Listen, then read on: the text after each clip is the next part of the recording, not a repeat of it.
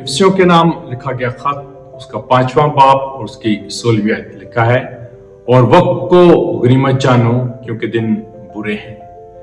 कलाम मुकद्दस के मुताबिक यीशु मसीह मसरूब हो रहे हैं और 2 डाकू उनके दाएं और बाएं हैं। और फिर कलाम फरमाता है, एक डाकू ने कहा, खुदावन जब तू अपनी बादशाही में आए तो मुझे याद करना।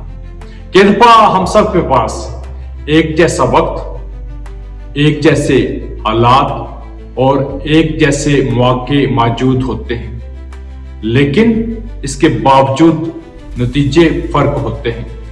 बाईं तरफ जो डाकू है उसके पास वैसे हालात, वही वक्त और वही मौका है जो दाएं वाले डाकू के पास है, लेकिन दाएं वाला जो डाकू है उसने उस वक्त से फायदा उठाया, उस वक्त की कदर की, उसने उस मौके को गनीमत जाना और भरपूर तौर पर उस मौके का फायदा उठाया। आपकी जिंदगी के अंदर भी खुदा बाकमाल तौर पर मौके लेकर आता है, और जब मौके लेकर आता है तो उनका फायदा उठाएं। जब मौके लेकर आता है तो उस वक्त को गनीमत जाने और लायक तौर पर उस वक्त को इस्तेमाल करें। एक ने उस वक्त को इस्तेमाल किया और आसमान पर चला गया, और दूसरा उसने उस वक्त की कदर ना की, उस मौके की कदर ना की, और वो वहां पर है जहां पर मैं नहीं चाहता कोई भी जाए।